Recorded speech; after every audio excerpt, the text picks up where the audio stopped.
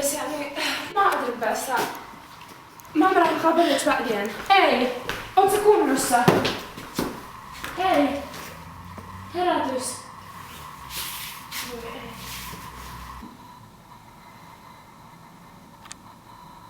Kun henkilö menettää äkillisesti tajuntansa, selvitä mitä on tapahtunut.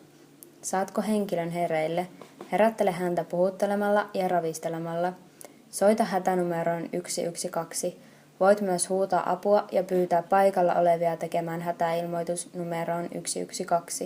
Hätäkeskuksen antamia ohjeita tulee noudattaa. Älä sulje puhelinta ja odota avun saapumista rauhallisesti.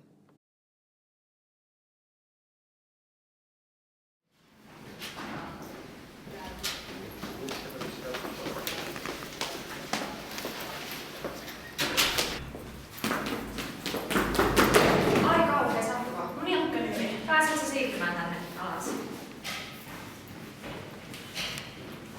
No niin, nosta jalka ja käy selälle. Mä annan mun huivin sinne sun pään alle. Noin, mä otan sulta kengän ja sukat pois.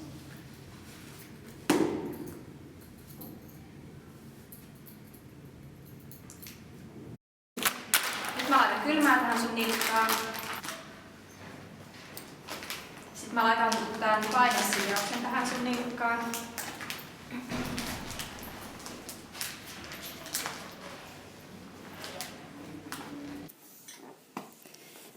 Kun nivel nyyrehtää, vamma aiheuttaa verenvuotoa ihonalaiseen kudokseen. Kivun lisäksi vamma-alueelle kerääntyy nestettä ja se turpoaa. Tähän auttaa 3K:n ensiapu. 3K:n ensiapu auttaa nyyrehdyksen lisäksi myös revähdyksiin ja mustelmien ehkäisyyn. Nopeasti ja oikein annettu ensiapu voi säästää lääkärissä käynniltä. Ensimmäiseksi kohota raaja, seuraavaksi purista tai paina vammakohtaa. Tämän jälkeen jäähdytä kylmällä noin 20 minuuttia. Sitten sido vammakohdan ympärille tukeva side ja jatka kylmähoitoa ensimmäisen vuorokauden ajan 2 tunnin välein. Älä laita jääpussia suoraan iholle.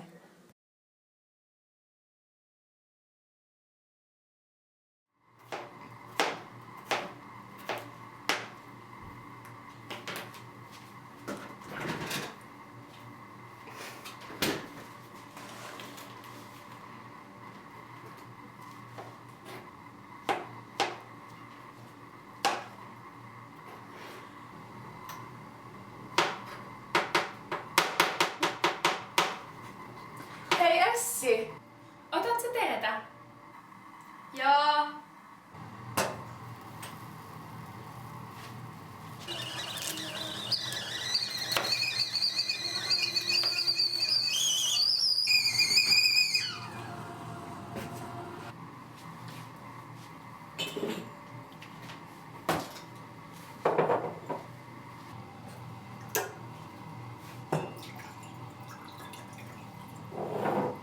Hei muuten, arvaa mitä? Poltitko käden? Oi ei, laita sinne vettä. Palovamma on lämmön tai syövyttävän kemiallisen aineen aiheuttama kudostuho, jossa iho ja mahdollisesti myös sen alaiset kudokset vaurioituvat. Jos ihoa ei jäähdytetä, vamma laajenee syvempiin ihokerroksiin ja kipu jatkuu kauemmin. Pienen palovamman ensiapu. Jäähdytä palovammaa mahdollisimman pian viileällä vedellä 15-20 minuutin ajan. Älä puhkaise mahdollisia rakkuloita. Palovamman voi peittää puhtaalla suojasiteellä tai palovammojen hoitoon tarkoitetulla erikoissiteellä. Mene lääkäriin, jos palovamma on tulehtunut, kämmentä suurempi 2. asteen palovamma, 3. asteen palovamma, sähköpalovamma, kasvojen tai käsien syvä palovamma, hengitysteissä, lapsella, vanhuksella tai joitakin perussairautta sairastavalla henkilöllä, esim. Diabeetikon palovammat.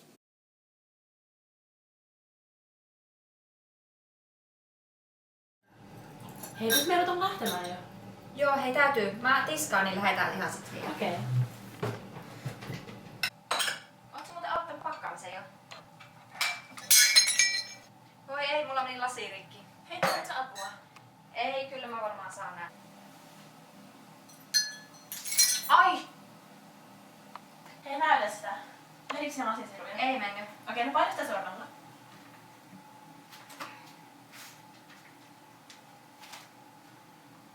Okei, hei. Istu tähän. Runsas verenvuoto voi johtaa verenkierron vakavaan häiriötilaan eli sokkiin. Huolehdi loukkaantuneen sokin oireenmukaisesta ensiavusta. Mikäli haavassa on vieras esine, esim. Naula tai puukko, sitä ei poisteta ensiavun yhteydessä. Jos esine vaikeuttaa hengitystä, tulee se välittömästi poistaa. Näin tyrehdytät verenvuodon. Ensimmäiseksi tyrehdytä verenvuoto painamalla sormin tai kämmenellä suoraan vuotokohtaan. Voit myös pyytää loukkaantunutta painamaan itse vuotokohtaa. Seuraavaksi auta loukkaantunut tarvittaessa istumaan tai makuulle. Sitten sido vuotokohtaan paineside joko käyttäen sidetarvikkeita tai muita saatavilla olevia välineitä, esimerkiksi huivia. Tämän jälkeen soita numeroon 112, jos arvioit tilanteen sitä vaativan.